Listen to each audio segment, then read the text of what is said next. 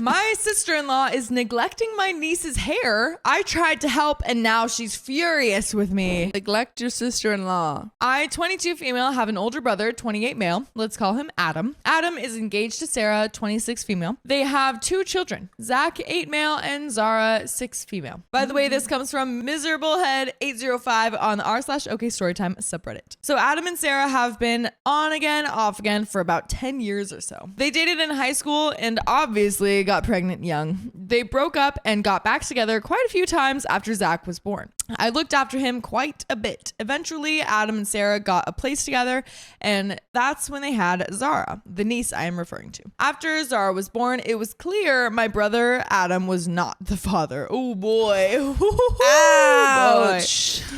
My family is Italian Scandinavian. Sarah's family has strawberry blonde hair, blue-green eyes, and I believe she mentioned being English and Scottish at some point. Regardless, Zara came out with dark skin, dark eyes, and the cutest full head of hair you ever did see. Everyone was surprised, but no one stormed off. Both families got plenty of baby cuddles and shared responsibility for her in the first week or so. It gave Sarah and Adam time to discuss the situation. Genetic tests and paternity tests were done. Zara was not genetically my brother's. Adam held his head high when he confirmed to the family that Zara was not his. He then said that he didn't care and that she was his and Sarah's now. My family was overjoyed that we got to keep this little bundle of joy. To protect privacy of all involved, I will keep the Zara explanation to bare details. Sarah and Adam had a house that they were renting with Zach. Adam had a drinking issue. Sarah kicked Adam out after a fight where they broke up. Adam was moved out for 3 months. Sarah went on a date with a cute black guy that she met at her community college where she took night courses. One thing led to another. He was younger than her and she attempted to contact him after Zara was born. He does not want to be in her life. On to the plot. Okay, so she didn't cheat, or no, she did. Oh, she did. Okay. She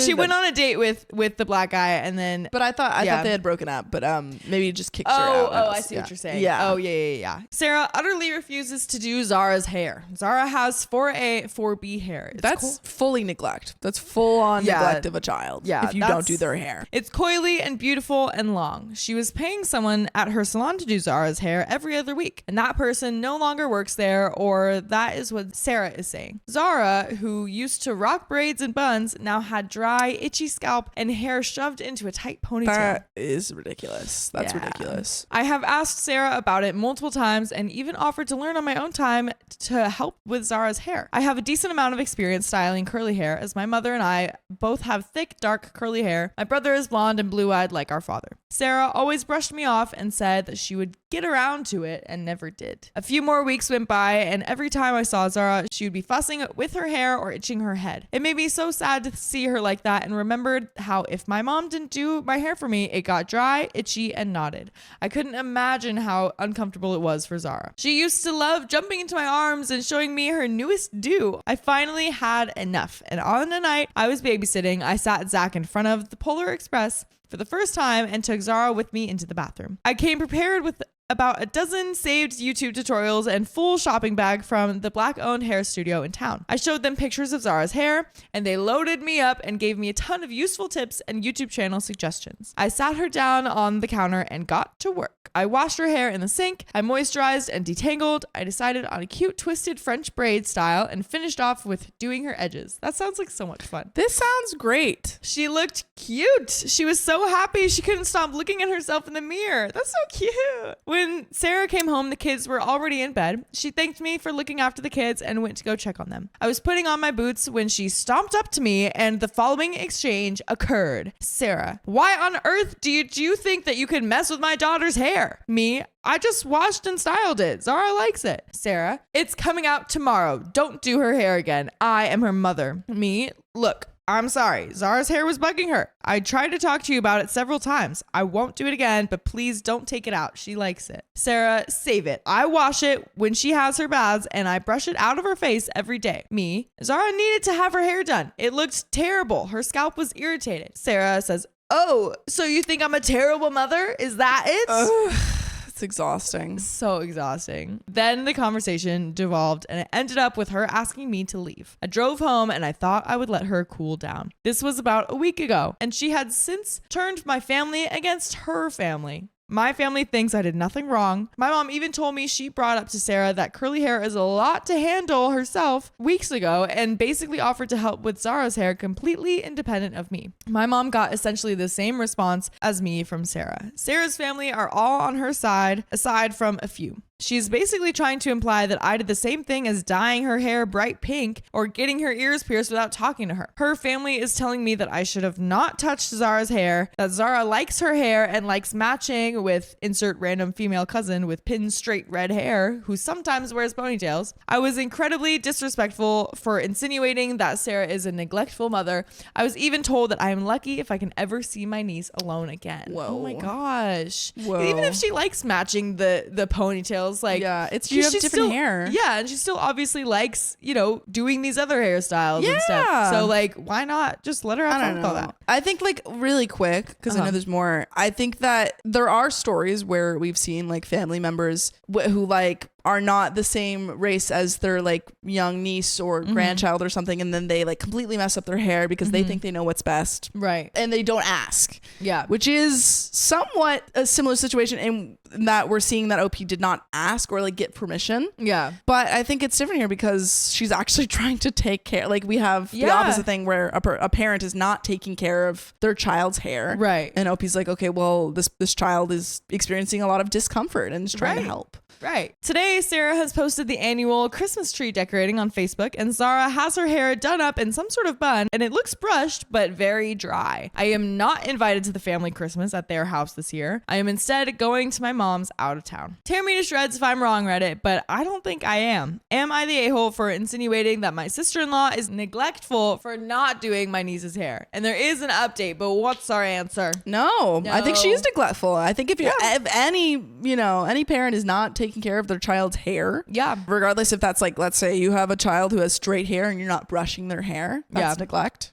And if you have a child who has like hair that needs a lot of care, and you're not doing all of the stuff that is required, that's also neglect. Right. Yeah. Edit to add, my brother is an absentish parent. Okay, so clearly, that answers if he's not doing anything about Zara's hair. Yeah. He works 4 weeks on 2 weeks off at a pipeline camp. When he is home, he takes the kids out for separate daddy dates. Oh, that's cute. He video chats with the kids almost every night he's at camp. He works a lot. Sarah also works full time. I did approach my brother first privately. Okay. Cool. We were hanging out doing early Christmas shopping for the kids, and I brought up Zara's hair. He got tense and tried to get me to drop it. I brought up that I wouldn't mind helping if Sarah was having trouble managing it. He said that Sarah had it under control. He absolutely loves Zara. She is a daddy's girl. She can pick out and name every screwdriver and drill bit in Adam's toolbox. Zach is much more of a mommy's boy. He likes to crochet with his mom and loves to play hockey in the driveway. By the way, you can play us on Spotify, Apple Podcasts, or your favorite podcast app, and you can find more full episodes with stories just like this. Just search OK Storytime. Search it up. They are genuinely a happy family, and I do not get the impression that Sarah and Adam think of Zara differently, unless this entire time their acting was out of this world. I'm curious if maybe there is something going on in their relationship, like some people are saying, or if something happened to trigger this. And there are some relevant comments. Comment number 1 says, so your sister-in-law slept with a black man. Her husband forgave her, but she refuses to do her daughter's hair because that is acknowledging how she cheated on her husband. She only wants to acknowledge this little girl's whiteness, but she is also black. She is a bad mother for not acknowledging her daughter's needs. Not the a-hole. You took the initiative and did the right thing. She should have asked you to come back and give her some lessons. Your looks and how you feel about yourself tie into your confidence. And there is more comments, but I don't fully agree with that. I mean, because we did see that like technically she didn't cheat. You know what I mean? I think that comment is reading into things, but I think the later part is I agree with of saying OP is not in the wrong and stuff. Yeah, it might be jumping to conclusions about like the racial stuff, you know? But I do know that is also like a huge part in like a lot of Black people's culture is their hair. You know what I mean? So I do think that would be like an important thing to teach them too, to how to take care of their own hair. So comment number 2 says, I rolled my eyes when Sarah said said Zara wants to be like her redheaded cousin with straight hair. Zara will have self-image issues because Sarah and her family don't acknowledge Zara is biracial. Sad for Zara. Hopefully OP's family can talk sense into Adam and get Zara a proper stylist again. Comment number 3 says, not the a-hole. Sarah is clearly aware that her child is half black and that is why she paid someone else to do her hair. Clearly she hasn't found someone else and now her child is suffering because she can't be bothered to learn how to care for curly hair. That said, why do you insist on only talking to Sarah? Your brother said that they are their kids, so if Sarah won't listen clearly, why haven't you tried talking to your brother? She is neglectful and clearly has no interest in caring for her POC child. She mentions washing it when she has baths, so she is washing it every day, even when non-POC shouldn't wash their hair